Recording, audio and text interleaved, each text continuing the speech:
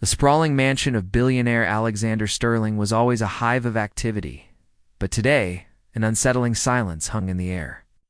Alexander, a man whose life was a meticulously managed schedule, felt a prickle of unease. His 10-year-old son Leo was unusually quiet, and so was Maya, the kind-hearted maid who had become like a second mother to the boy. He walked through the echoing halls, his expensive shoes silent on the plush carpets, heading towards Leo's wing of the house. As he approached his son's room, a faint rhythmic beeping sound reached his ears, growing louder with each step. He pushed the door open, and his world tilted on its axis. There on the floor, beside Leo's bed, lay Maya, unconscious. Wires snaked from a small, sophisticated medical device attached to her arm, its screen displaying a steady pulse. Leo was curled up beside her, his small hand holding hers, his face stained with tears. He was asleep, exhausted from a vigil Alexander was only just discovering. For a moment, Alexander was frozen, his mind racing to make sense of the scene. It looked like a makeshift hospital room tucked away in the heart of his luxurious home. He rushed to Maya's side, his heart pounding in his chest. He gently checked her pulse, which felt weak but steady. Leo stirred, his eyes fluttering open, wide and fearful when he saw his father. "Dad," he whispered, his voice trembling. "Is Maya going to be okay?" Alexander's initial confusion gave way to a wave of protective concern. He knelt down, pulling his son into a hug. "What happened, Leo? Why didn't you call me?" Leo buried his face in his father's shoulder, his small body shaking with sobs. "I was scared," he mumbled. "Maya said not to worry you. She said it was just one of her bad days." "One of her bad days?" the phrase echoed in Alexander's mind. Maya had been with them for 3 years, always a picture of health and vibrant energy. He had never seen her so much as catch a cold. What secret had she been hiding from him right under his own roof? Alexander gently disentangled himself from his son and took a closer look at the medical device. It was an ambulatory infusion pump, a piece of equipment used to deliver medication over a long period. This wasn't for a simple headache. This was serious. He saw a small, worn, leather-bound journal lying next to Maya on the floor, partially hidden under a blanket. Leo pointed to it. "She writes in that all the time," he said quietly. "She calls it her memory book."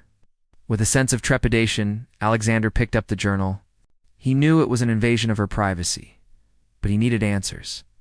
Not just for his own peace of mind, but for the woman who had cared for his son so selflessly. He opened the journal to the first page. The elegant cursive script began. "My dearest Leo, if you are reading this, it means my memory has failed me. But my love for you never will."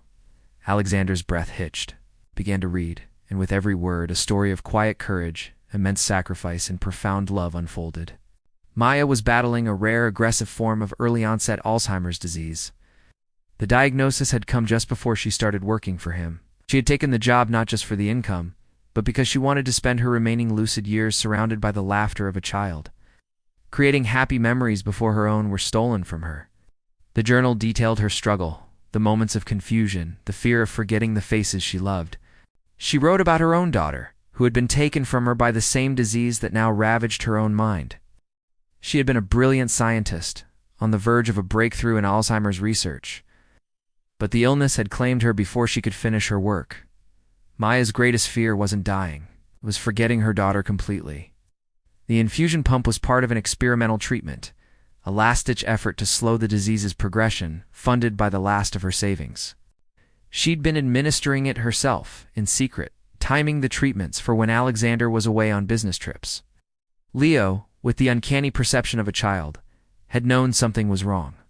He hadn't understood the complexity of the disease, but he understood Maya's sadness. He had become her little guardian, her memory keeper. He would help her remember names, remind her where she put her keys, and sit with her quietly when the confusion became too much. He had promised to keep her secret, not wanting to worry his father or risk Maya losing her job, the only home she had left. He had found her collapsed earlier that day after a particularly strong dose of the medication had overwhelmed her system, following the emergency instructions Maya had written for him. He had made sure the machine was working, and then simply stayed by her side, holding her hand, willing her to wake up. and tears streamed down Alexander's face as he read. He had thought of himself as a good man, a generous employer. He paid Maya well, treated her with respect. But he had never truly seen her. He had seen the uniform, the role, but not the woman inside who was fighting a war with more bravery than any CEO he'd ever met in a boardroom. He looked at his son, who had tried to carry this enormous burden on his small shoulders. He looked at Maya, so still and vulnerable on the floor. His heart didn't just break, shattered, and then began to reassemble itself into something new, something better. He immediately called his personal physician, not just to attend to Maya, but to assemble a team of the best neurologists in the country. Money, for the first time in a long while, felt truly useful. It wasn't just for acquiring companies or funding vanity projects. It was for saving a life, for honoring a promise. When Maya finally woke up a few hours later, it wasn't in Leo's room, but in the most comfortable suite in the house, with a private nurse and Alexander sitting by her bedside. She looked disoriented, her eyes filled with fear as she tried to sit up. "Mr. Sterling?" I can explain." Alexander gently pushed her back against the pillows. "There's nothing to explain, Maya," he said, his voice thick with emotion. "But there is something I need to say." "I'm so sorry." He explained that he had read her journal, that he knew everything. He wasn't firing her. He was promoting her. "You're no longer my maid, Maya," he declared. "You are a member of this family, and we take care of our family." Over the next few weeks, the Sterling mansion transformed. Alexander poured his resources into not just Maya's care, but into the research her daughter had started. He established the Eleanor Maya Foundation for Alzheimer's Research, funding the very lab her daughter had worked in, breathing new life into her forgotten legacy. Maya's condition stabilized with the new, comprehensive care she was receiving. There were still bad days, but now she wasn't alone. Alexander and Leo were there, holding her hand, reading to her, and helping her navigate the fog. Leo would show her photos, telling her stories of their time together, becoming her living memory. Alexander found a new purpose. He spent less time in the boardroom and more time at the foundation, driven by a desire to ensure no other family would have to endure what Maya and her daughter had. He learned that true wealth wasn't measured in stocks and bonds, but in love, compassion, and the moments we share with the people who matter.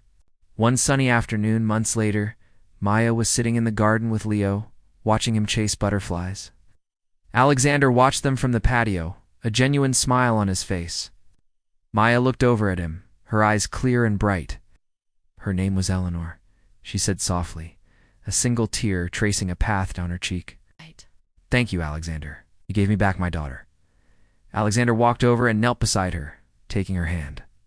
"And you, Maya," he said, "you gave me back my son. You taught us both how to love. You saved us." In the quiet of the mansion, a new kind of family had been built, one founded not on blood, but on a shared journey of healing, memory, and unconditional love. Thanks for watching. If you were moved by this story, please like, share, and subscribe to our channel for more content that touches the heart.